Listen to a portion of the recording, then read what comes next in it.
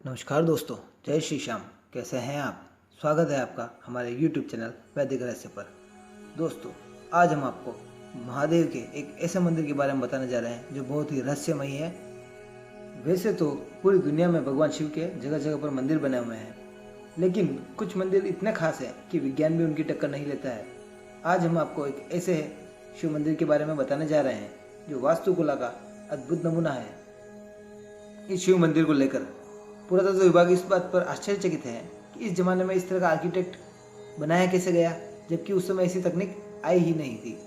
UNESCO द्वारा दोस्तों इसे 1983 में विश्व विरासत स्थल घोषित किए जाने के बाद अजंता और एलोरा की तस्वीरें और शिल्पकला बौद्ध धार्मिक कला के उत्कृष्ट नमूने माने गए हैं। इनका भारत में कला के विकास पर गहरा प्रभाव है। दोस्तों, वैदिक वास्तुकला की अद्भुत तस्वीर है कैलाश मंदिर। दुनिया की सबसे बड़ी अखंड संरचना, एक ही चट्टान को तराश कर बनाया गया हुआ मंदिर। इस अखंड शिव मंदिर को तराशने के लिए 2 लाख टन से अधिक चट्टान की खुदाई की गई थी। दोस्तों, उन्होंने ये कैसे किया होगा? हिंदू विज्ञान का जीता जागता उदाहरण है ये। जो चीज़ आज वर्तमान में भी संभव नहीं है, वो तकरीबन 100 साल पहले तैयार करके मंदिर खड़ा कर दिया गया। कैसे किया होगा दोस्तों? ये पत्थर काट काट कर खोखला करके मंदिर, खंबे, द्वार, नक्काशी आदि बनाई गई। क्या अद्भुत डिजाइन और प्लानिंग की गई होगी। इसके अतिरिक्त बारिश के पानी को सिंचित करने का सिस्टम, बारिश के पानी को संचित करने का सिस्टम, पानी बाहर निकालने के लिए नालियाँ, मंदिर, टावर और पुल, महीन डिजाइन, बारीक डिजाइन और उनसे बने हुए खूबसूरत छज्जे, बारीकी से बनी हुई सीढ़ियाँ, गुप्त अंडरग्राउंड रास्ते आदि सब कुछ पत्थर को काट काट कर बनाना सामान्य बात नहीं है दोस्तों। रहस्यमयी है ये मंदिर। 7 दिन में तराश दिया था 2 लाख टन भारी पत्थर। रानी को भूखा न रहना पड़े, इसलिए राजा ने आर्किटेक्ट के सामने रख दी थी ये शर्त। ऐसी भी एक पुरानी किंवदंती जुड़ी हुई है इस मंदिर से। जी हाँ, वो भी आपको बताते हैं दोस्तों। मंदिर को कब बनाया गया इसका उल्लेख कहीं नहीं मिलता। मंदिर के पत्थरों की कार्बन डेटिंग उसे 1 लाख साल पुराना बताती है और एक्सपर्ट्स के मुताबिक इस मंदिर को 200 BC से 650 AD के मध्य बनाया गया। इस मंदिर को बनाने वाले शिल्पकारों ने एक विशालकाय शिला को ऊपर से तराशना शुरू किया और आमतौर पर पत्थरों को सामने से तराशा जाता है, लेकिन इस मंदिर के लिए ऊपर से नीचे की तरफ तराशा गया। 1 हफ्ते में तैयार हुआ था कैलाश मंदिर। दोस्तों, कहानी के अनुसार 1 हफ्ते में ही कैलाश मंदिर तैयार हो गया था। एलोरा के कैलाश मंदिर के साथ एक मराठी किंवदंती जुड़ी हुई है। उसके मुताबिक 15वीं सदी के राजा कृष्ण यजनावल्की एक गंभीर बीमारी से पीड़ित थे। उनकी महारानी ने उनके स्वास्थ्य के लिए विष्णेश्वर महादेव यानी कि भगवान शिव के आगे प्रार्थना की और कसम खाई थी कि यदि उनके पति पूरी तरह से स्वस्थ हो जाते हैं तो वो एक ऐसे मंदिर का निर्माण करवाएगी और जब तक भूखी रहेगी जब तक कि उस मंदिर का शिखर नहीं देख लेती। रानी के इस प्रण के बाद राजा के स्वास्थ्य में तेजी से सुधार हुआ। उसके पूर्ण रूप से स्वस्थ होने पर रानी ने उन्हें मंदिर बनवाने के लिए कहा। मंदिर के निर्माण के लिए कई वास्तुकार आए, लेकिन सभी के निर्माण के लिए लंबा समय मांगा। जितने महीने निर्माण कार्य चलता उतने महीने रानी को भूखा रहना पड़ता। इस वजह से राजा को ऐसे वास्तुकार की तलाश थी जो सबसे कम समय में मंदिर बनाते। तभी एक कोकासा नाम के वास्तुकार ने राजा को भरोसा दिलाया कि वो 1 हफ्ते में मंदिर बना देंगे। राजा ने यह कार्य उन्हीं को सौंपा और उन्होंने अपने कहे मुताबिक 7 दिन में मंदिर को तैयार कर दिया। उन्होंने एक शिला को ऊपर से नीचे की ओर तराशते हुए मंदिर तैयार किया था। 50 मीटर गहरा है मंदिर दोस्तों। ये औरंगाबाद से 30 किलोमीटर की दूरी पर बना मंदिर 50 मीटर गहरा है और जानकारों के मुताबिक इस मंदिर को 2 लाख टन भारी शिला को तराश कर बनाया गया है। किंवदंती के मुताबिक इसका निर्माण 1 हफ्ते में हुआ था, लेकिन इतिहासकारों की माने तो यह मंदिर 700 मजदूरों ने मिलकर लगभग 150 साल में तैयार किया है। कैलाश मंदिर एलोरा की 34 गुफाओं में 16 नंबर की गुफा माना जाता है। कैलाश से कम नहीं है औरंगाबाद का शिवधाम। मंदिर को बनाने में लगे थे 100 साल। देश में कई अद्भुत और चमत्कारिक मंदिर हैं। सबकी संरचनाएं, सबकी मान्यता अलग अलग हैं। इन्हीं में से एक है औरंगाबाद स्थित शिव मंदिर।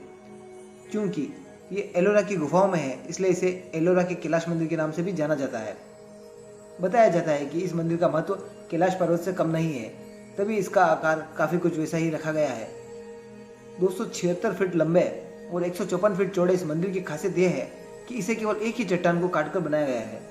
यह मंदिर 2 या 3 मंजिला इमारत के बराबर है। बताया जाता है कि इस मंदिर के निर्माण में जिस चट्टान का इस्तेमाल किया गया था उसका वजन करीब 40,000 टन था। यह मंदिर भगवान शिव को समर्पित है। मान्यता है कि यहाँ दर्शन करने वाले भक्त को वैसा ही फल मिलता है जैसे कि कैलाश पर्वत के दर्शन पर जाने पर मिलता है। इसलिए जो लोग कैलाश नहीं जा पाते वे यहाँ दर्शन के लिए जरूर आते हैं। इस अद्भुत शिवधाम को बनाने में लगभग 100 साल से ज्यादा का वक्त लगा था। इसके निर्माण कार्य की शुरुआत मालखेड़ स्थित राष्ट्रकूट वंश के नरेश कृष्ण प्रथम 757 से 783 ईस्वी ने शुरू करवाया था। इसे बनाने में करीब 7000 मजदूरों ने दिन रात काम किया था। इस मंदिर में देश विदेश से सैकड़ों लोग दर्शन के लिए आते हैं, लेकिन हैरानी की बात यह है यहाँ एक भी पुजारी नहीं है। आज तक कभी पूजा नहीं हुई यहाँ। दोस्तों, मूर्तिकला का बेजोड़ नमूना है यह। कैलाश मंदिर को छोड़कर शेष मंदिर 600 से 750 ईस्वी के आसपास बने बताए जाते हैं। एलोरा की मूर्तिकला अनुपम है। गुप्त काल के बाद इतना भव्य निर्माण और किसी कालखंड में नहीं हुआ।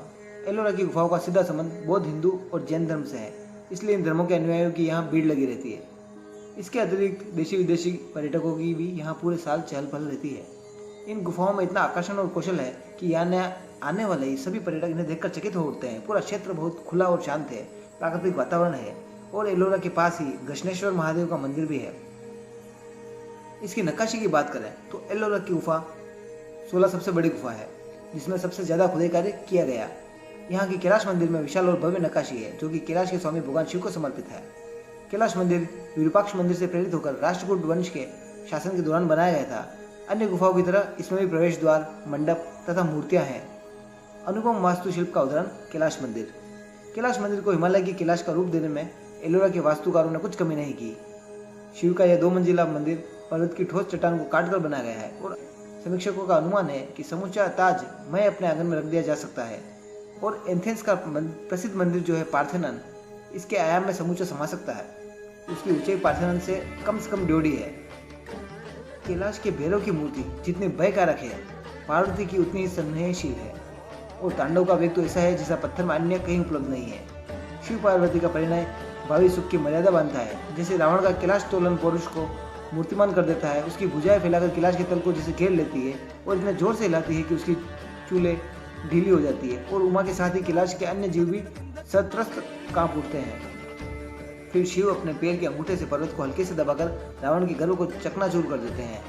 कालिदास ने कुमार संभव में जो रावण के इस प्रयत्न से कैलाश की संधियों के बिखर जाने की बात कही है, वह इस दृश्य में सर्वथा कलाकारों ने प्रस्तुत कर दी है। एलोरा का वैभव भारतीय मूर्तिकला की मूर्धन्य उपलब्धि है। इन प्रतिमाओं के कलाकार जो एक ही वंश के थे, उस सुविधाहीन काल में अद्भुत अद्वितीय कृतियों को शिलाओं पर उकेरा है। इन्हें देखते हुए लगता है कि जैसे कोई पुस्तक पढ़ रहे हो या कोई फिल्म देख रहे हो। अनुपम शिल्पकला, अनुपम मूर्तिकला।